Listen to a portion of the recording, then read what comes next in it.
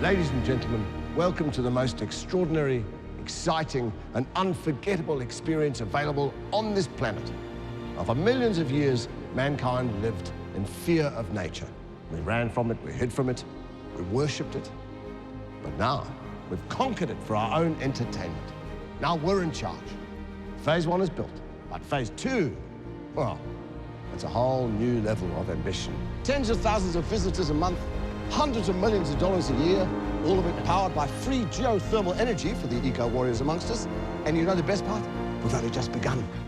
So that was a clip from Skyfire. There's not really, well, there's some bits that we can play, but a lot of it is in Chinese. But the bits that aren't largely involve the one and only, ladies and gentlemen, would you say hello to Jason Isaacs?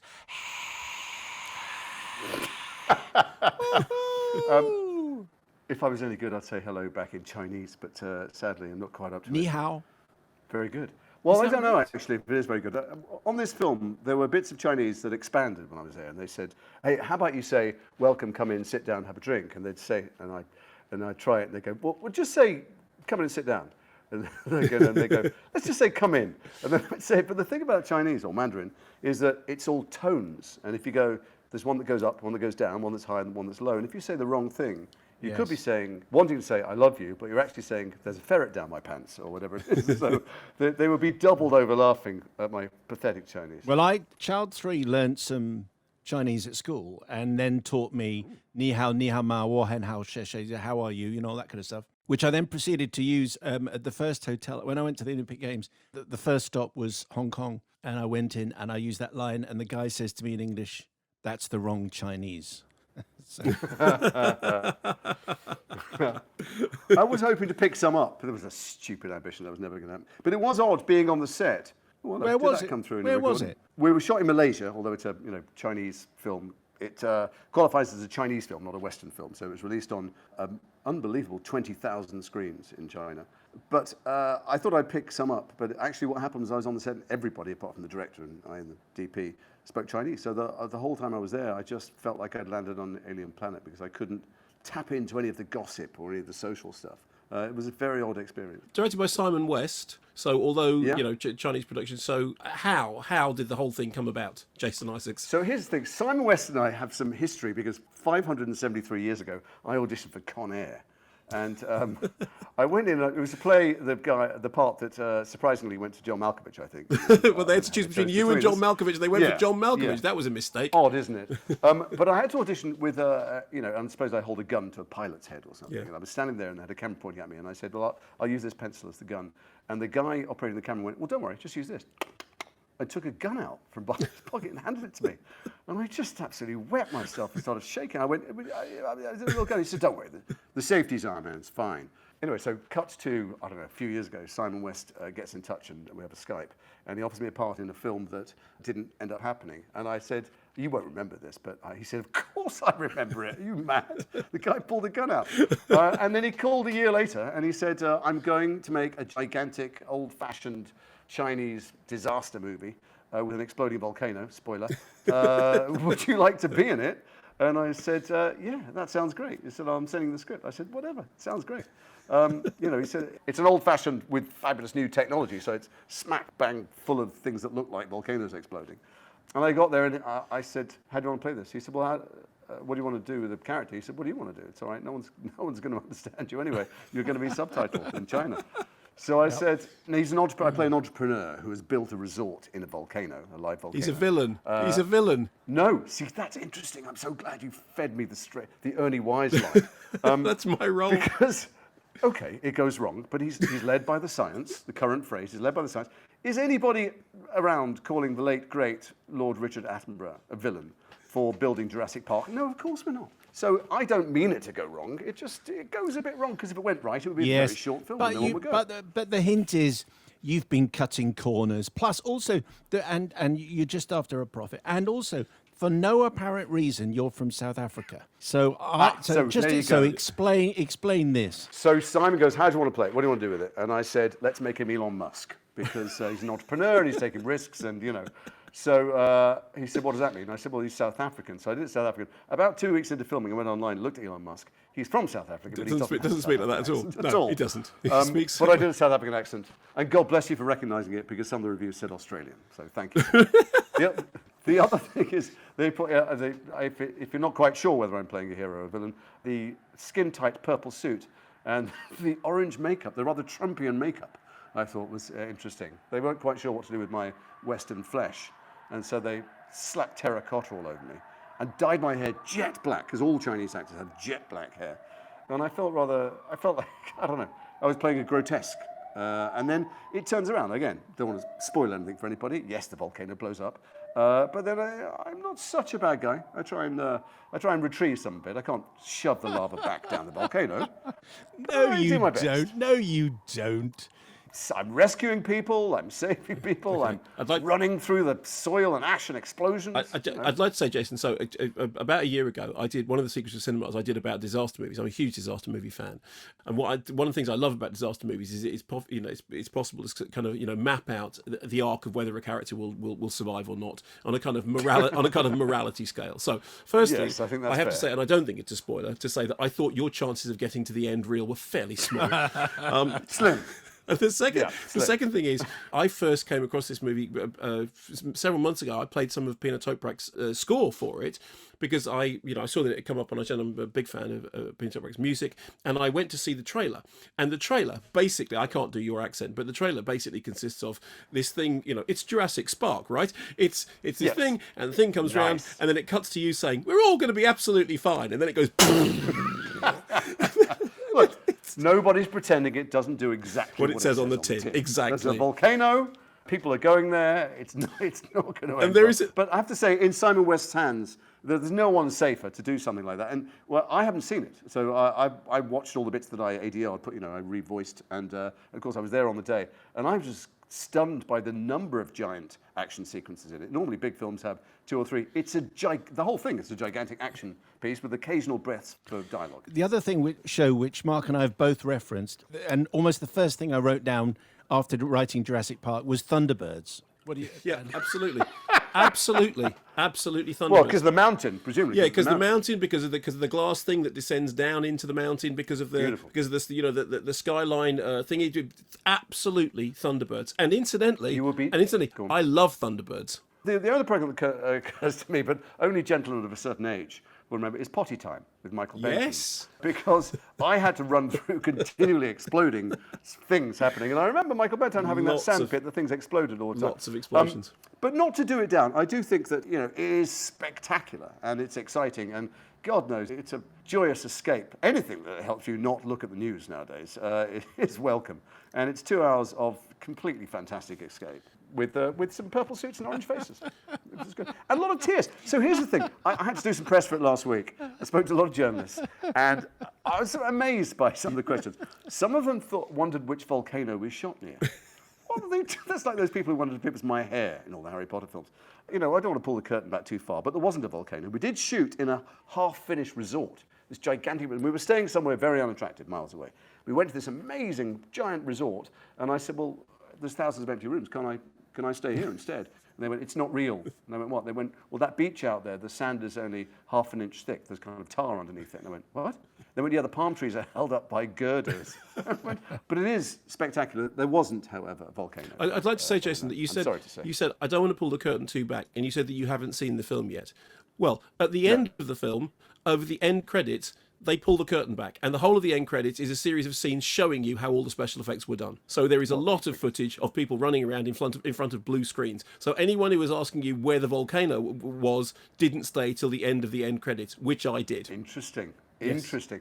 I mean, look, I don't want anyone to be under the impression that it wasn't incredibly arduous and I didn't have to be very, very brave running through fire. It is true, on my part at least, that I was constantly running, carrying what looked like a very light young lady at the end, but I think they packed her with lead. And I was running through smoke and fire and explosions, and then the air, for some reason, was always full of burning bits of paper, which would come out of every orifice at the end of the day when I got back. And the thing is, because I don't speak Mandarin, and because you couldn't hear anything because these giant fans, they would be saying, I think, there's one on your left, watch out, there's fire behind you. Oh, that thing's getting a bit close. But I didn't know what they were saying. So I was constantly scorched by things, and only kept in place by the fact that this 7-year-old girl I was carrying, who is Chinese version of Meryl Streep. For all I know, it actually was Meryl Streep in disguise. I don't know, but she could cry on cue, and Simon would give her a note, which translated was, your mother's dead over there, and now you think this guy's going to save you. Then you realise there's a fireball behind him. She would do it all perfectly, hundreds of times in a row, and never complain, and tears projectiling out of her eyes. And so the times I wanted to go, can I have a rest, please? I felt that I couldn't because she didn't complain. Did you have? Did the generals set up there, Jason? Did they welcome any of your suggestions about plot and dialogue enhancement? Well, the thing is that Simon did. Yeah, it felt odd. Simon and I and the DP were speaking English to each other, and essentially Simon gave me license to do almost whatever I wanted, not in terms of the plot, because special effects have to be planned and previs so meticulously. There's something else going on as well. It was an interesting insight being there, and you'll have to tell me watching the film too, understanding what Chinese culture and Chinese story culture is about. So I think the father-daughter thing is incredibly important to them, and certain relationships which are key in Chinese society were lent into, and me and my wife. And so I don't know if it follows the same structure as Beside Adventure and Towering Inferno and stuff. It's not the same kind of ensemble. But there were certain things you couldn't change because they were felt to be at the very heart of what Chinese people need to see in the cinema. It's not an algorithm exactly, but I suspect that those things occur in many Chinese films. Well, I'd like to say again on the subject of that, because you were talking before about plot spoilers, as you quite rightly say. One way of describing it is it's not about volcanoes. It's about families, and it is possible at the beginning to go no, because I'm just saying this, and it is therefore possible to go at the beginning. Okay, he's going to survive, and he isn't. Yes. It's about. Well, maybe, It's a volcano movie. Yeah. No, yes. I mean, it is. They were absurdly good looking. They were, the 4 leading volcanologists. Is that the world? I don't know. I have no idea. In the world, it is, all appear to be 15, possibly in the skin commercials in between shooting. They were just so beautiful and incredibly famous. So that's one of the things that I didn't realise. Of course, we're shooting them in Malaysia, and I'm introduced to them and worked with them. Then we went to the Cannes Film Festival, and people were bowing down in the street to the young lady Hannah, who is the lead. She and her boyfriend or husband are the kind of Jay-Z and Beyonce of China. And that's an odd thing too, to be working around people and not understand the status. So the lead actor in it, the older actor who is her father, is a kind of god. He's the Ian McKellen meets Tommy Cooper meets, he's the famous clown and serious actor and would-be politician and I don't know, Gandhi, I don't know who, whatever he is, people were bowing to him and we couldn't talk to each other, he didn't speak English. But it was felt to be very, very important that we should have a scene together. So we all concocted a scene that was eventually cut from the film in which we sat down and didn't understand each other. It was great. Can I just spool back to an early part of the conversation, Jason? Go for it. How many screens did it open on? 20,000. Yeah. I mean, that's a lot of people. I remember going to a talk from Samantha Power, who was the rather brilliant American ambassador to the UN, and she was saying to a question about whether China was the next coming global superpower, in which she contained her laughter. She said, let me just give you one example. Electric buses. How many do you think they've got in China and how many in America? She said, we've got 200 in America. They've got 400,000 in China. And the scale of everything is insane. I'll tell you something else, by the way, I didn't know. The actors and the crew were thrilled to work on this, not just because it was a good film, because they like Simon. Simon's films have done very well there, but because when they make a film there, whether it's 6 months or a year or a television series, they work 7 days a week. They don't have days off. And they don't have what we have in the West, which is, health and safety protections in terms of working hours. So if they finish at 2 in the morning and they have to start again at 6, that's what they do. So they couldn't quite believe how lax it is that we got a Sunday off. So the whole thing was eye-opening. Wow, that does sound quite astonishing. It doesn't sound very safe, actually. I mean, it's okay, we're aware of, our culture and their culture and so on. But actually, at that point, you should have said, well, actually, it's not safe to work 7 days. When people are waving giant cranes over your head and carrying heavy things and even driving you, it does make you think what it's like if they were to work 7 days a week. Of course, they might have been messing with me. I don't know. Can I just say my amongst my many favourite scenes in the film, which I mean, I've had a strange week in which I've seen a lot of very serious and very intense movies, and I have to say that watching a film thought this wasn't one of them. I think the best way of describing it is not a film for the critics. One of my favourite moments in it is that at the very beginning, your character says, "Yes, we've built this thing by the side of a volcano, and the scientists have proved that it's not going to blow up for another 150 years." And so the whole point is, and then of course, literally 2 seconds later, the entire volcano explodes. And there is a marvellous moment when the volcano explodes massively into the sky, and your character says, "Get everyone away from the pool and tell them it's free drinks at the bar." And I thought you delivered that with Shakespearean grandeur. Thank you. I mean, look, it is actually funny enough. You say it's not a film for the critics. Obviously, it's unlikely to win at the Biffers, but but two of them I was talking to last week told me they cried. And people, if you just give into it and go on the ride, and it is a ride, you can get quite carried away. Jason, I enjoyed the hell out of it. It was the evening off that I really needed. And it was, if you don't like this line of dialogue, wait a minute. Where are you, Jason? It was Jason? loud on the set as well. Jason, where are you? I'm in Hungary. I'm in Budapest. And why are you there? I've been making a film called Mrs. Harris Goes to Paris with the amazing Leslie Manville. I just finished a scene with her and rushed back to the hotel so that I could talk to you guys. But God, she's good, that Leslie. And she should think about doing it. She should think about doing it for a living. And now you're, because I imagine Skyfire was pre the virus, and this one is obviously post the virus. Yeah. Now we're filming in full COVID protocol. I was going to say, what's it like filming in Hungary?